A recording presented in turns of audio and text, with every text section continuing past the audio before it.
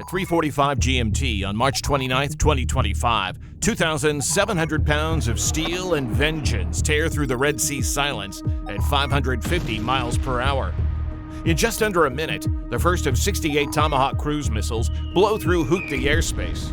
No warning, no mercy either. This is Operation Rough Rider, the largest US-UK campaign in Yemen since the Cold War.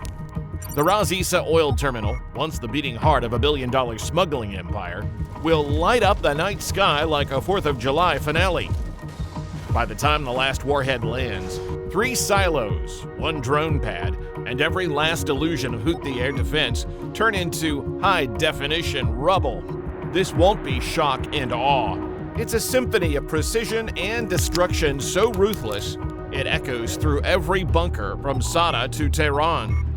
Because when someone takes a swing at the UK, the US doesn't just hit back. It demonstrates what a full spectrum of modern joint force projection looks like in the 21st century. It's today, the 15th of March, and the Houthi rebels are just about to make their biggest mistake yet. They fire an Iranian-made missile at a UK-flagged oil tanker, and it hits. Light damage, but no casualties. But it's just enough to piss off the US and the UK.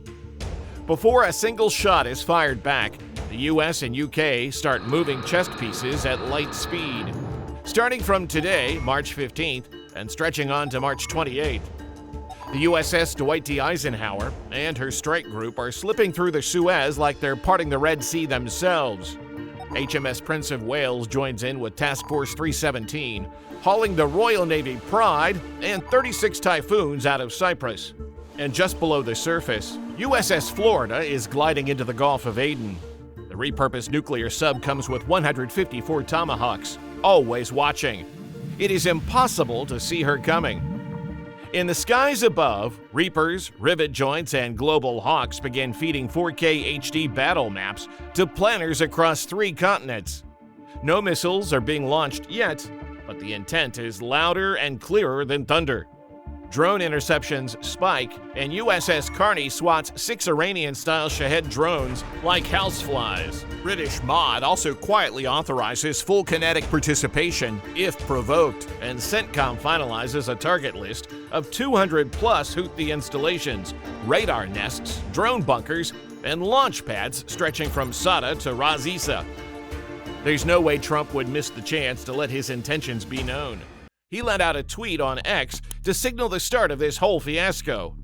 The Houthis don't know it yet, but this is a true royal mess, and they won't know what's coming till it finally hits them. At around 3:45 GMT, March 29th, Ras Isa is confirmed as an active military asset, used to smuggle fuel, arm drones, and coordinate launches against commercial vessels. EA-18G Growlers kick off the symphony, belching 30 kilowatts of thick electronic warfare that turns Houthi radar screens into abstract art. And, like apparitions, there are incessant beeps coming from the radar. From USS Florida and HMS Triumph, 68 cruise missiles erupt from the deep, tearing east at 550 miles per hour. That's over 5 times faster than the human eye can track, and nearly twice the speed of the fastest car on Earth.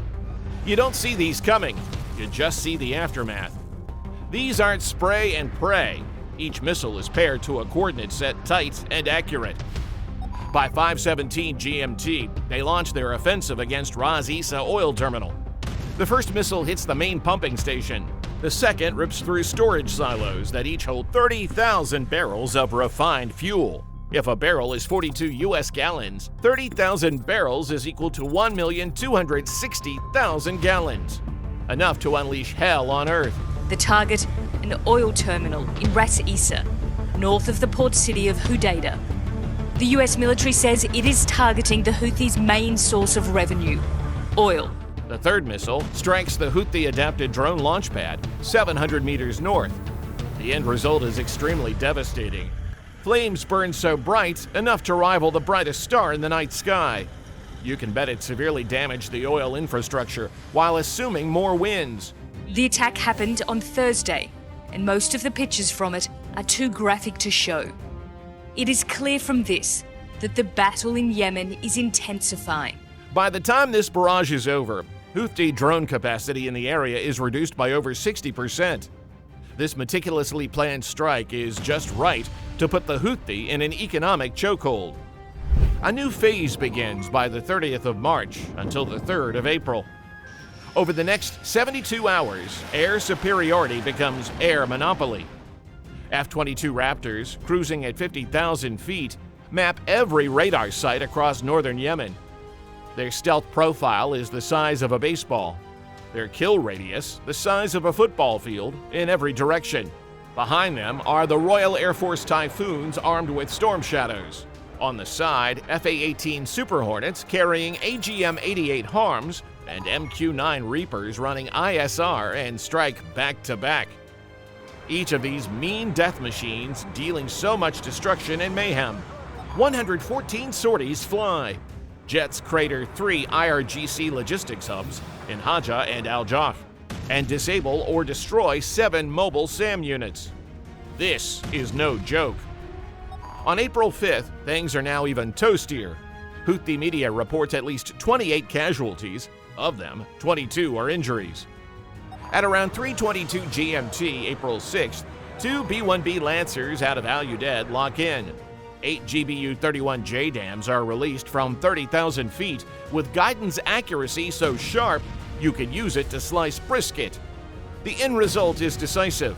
The communications wing lies in ruins. Tunnels beneath the south wing cave in, crushed by the precision of the strike.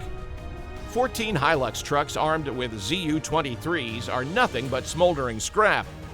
Within 24 hours, drone activity across Sada drops by 82%. Remarkably, not a single civilian structure is hit. April 17th to April 18th, 2025. On April 17th, CENTCOM acquires satellite footage of Houthis trying to rebuild Ras Issa's fuel manifold. Adorable, but a mistake. This informs the directives of USS Georgia and HMS Audacious receiving tasks. At 4:58 GMT, 14 precision strikes light up the coastline. The surgical strike demolishes 3 storage facilities, including a power substation and an export pipeline terminal. Within minutes, these facilities will be a mix of fire and molten steel. Airstrikes by the Navy that have hit an oil port in western Yemen. You're looking at some new video in from the feeds overnight from that scene. Houthi officials say at least 20 people were killed, 50 others injured, and they warn the United States will be held responsible. These strikes are the latest move. On April 17th, U.S. bombers erase Ras Issa, the Houthis' main oil artery.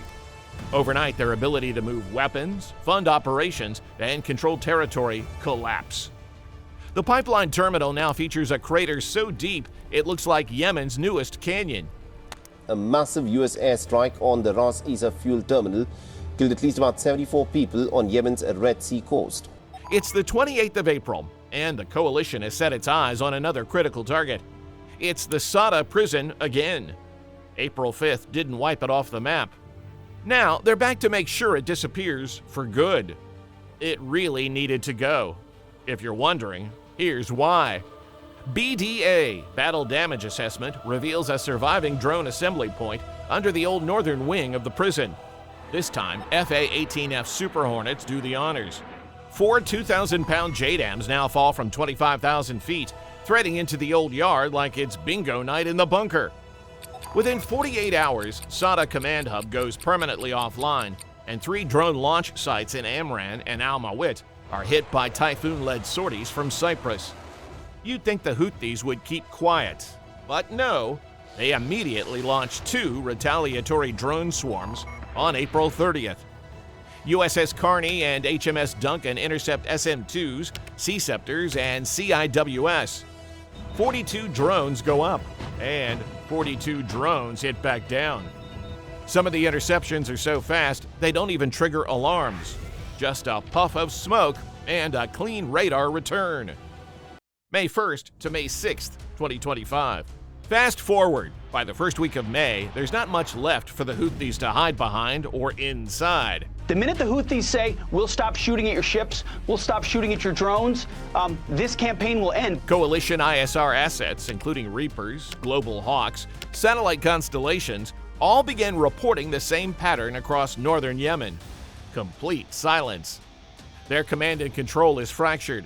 The encrypted comms once bouncing between Sada, Haja, and the coast are all gone, replaced by static and stammering half-signals. Some nodes are destroyed, and others are abandoned. Strikes have killed at least 58 people and wounded more than 120 at the Ras Issa fuel port in Yemen. The IRGC presence that once coordinated drone strikes now looks more like a group of chat on read-only. You wouldn't recognize Ras Issa anymore. What used to be a bustling fuel smuggling operation now looks like a test site for bunker busters. Satellite imagery confirms what boots on the bridge already know, that the entire terminal is a crater field. One pipeline twisted into a steel question mark. The other, gone.